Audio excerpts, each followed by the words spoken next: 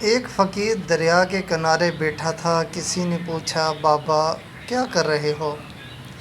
فقیر نے کہا، انتظار کر رہا ہوں کہ مکمل دریا بہہ جائے تو پھر پار کر لوں۔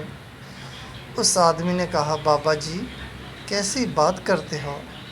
مکمل پانی بہنے کے انتظار میں تو آپ کبھی دریا پار نہیں کر پاؤ گے۔